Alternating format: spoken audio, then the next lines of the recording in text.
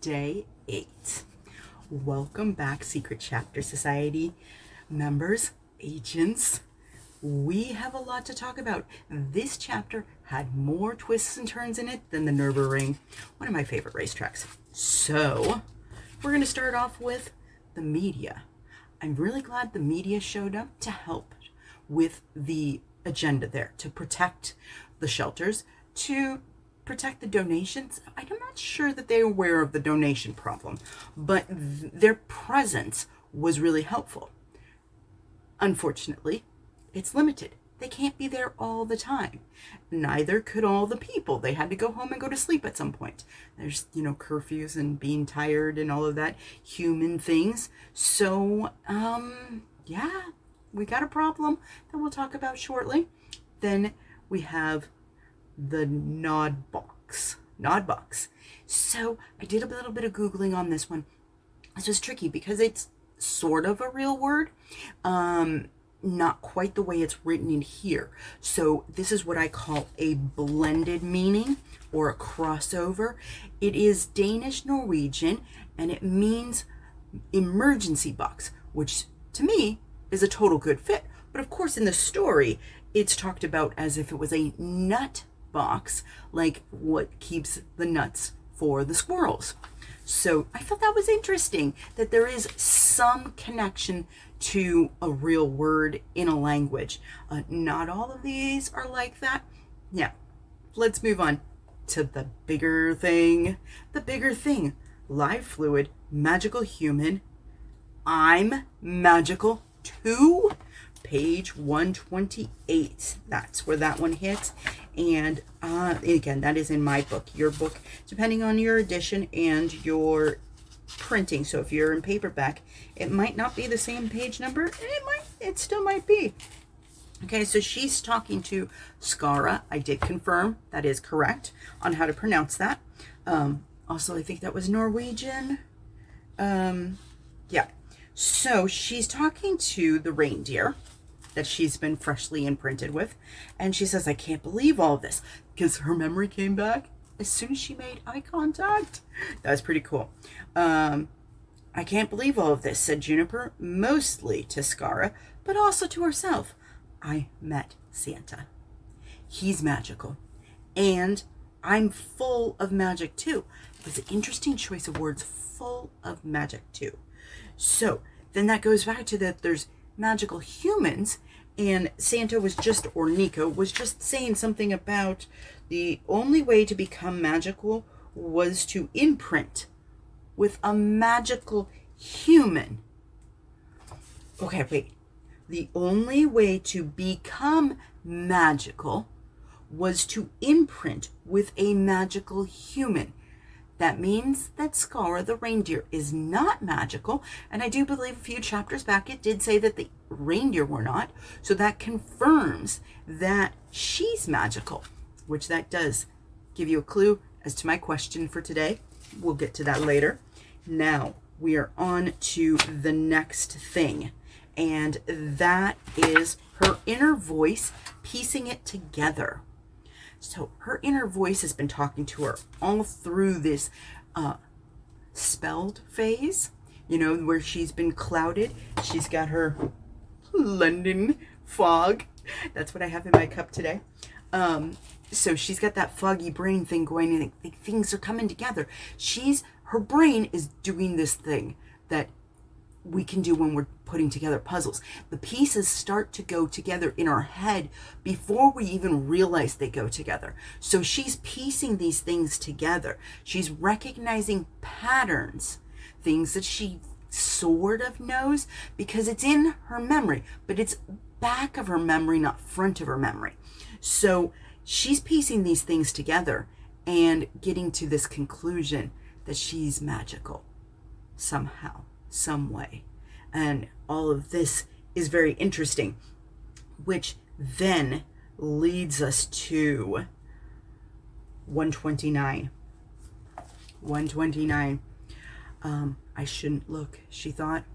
But if there's a child alive who can resist a magical reindeer inviting her to look in Santa's saddlebags, Juniper was not that child.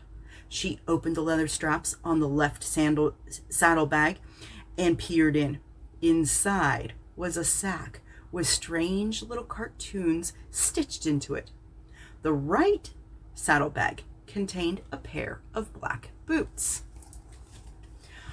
When I read that, I just started to smile. I was just like, oh, she found his bag. I thought they were going to hold that mystery till like late into the story. I didn't realize it was going to be revealed so early. That's earlier than I anticipated.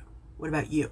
Did you think she was going to find the bag, the Santa bag, the bag that has the portal where there are letters, and those letters, if she grabs one, she becomes the Santa, the first non-claw Santa? Did you see that coming sooner than later?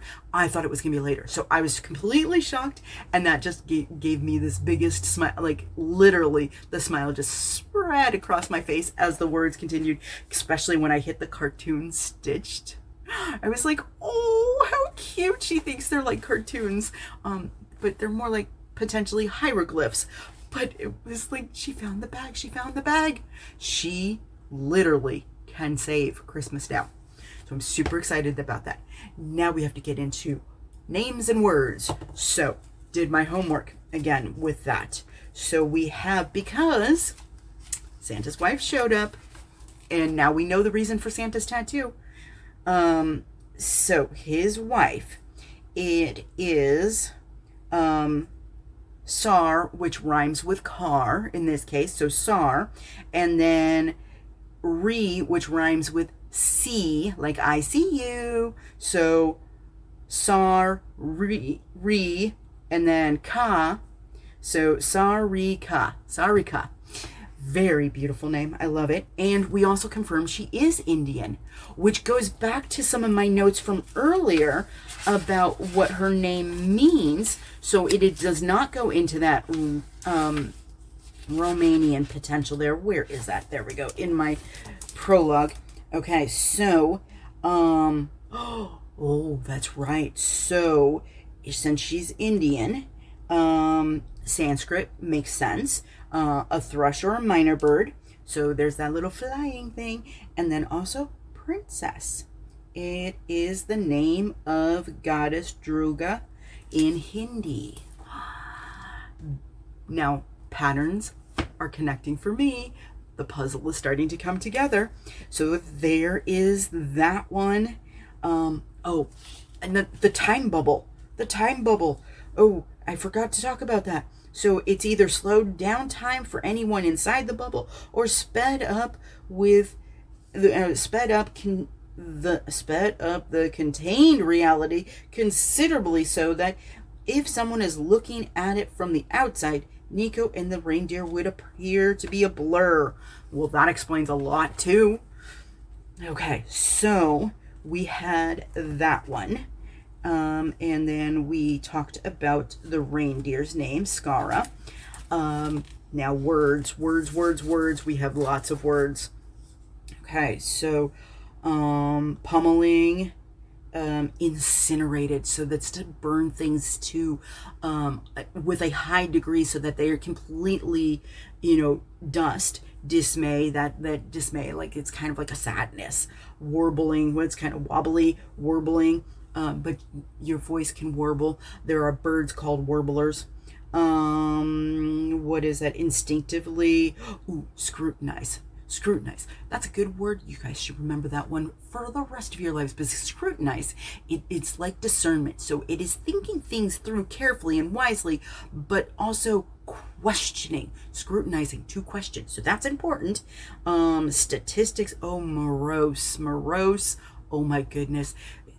That big word, short in letters, big in meaning, and then the statistics, which I thought was hilarious. So we had a lot of good words. Now onto the questions. Oh no, we're running out of time. Okay, my questions are: 1, who will catch her first, Mr. Carnegie or the elves?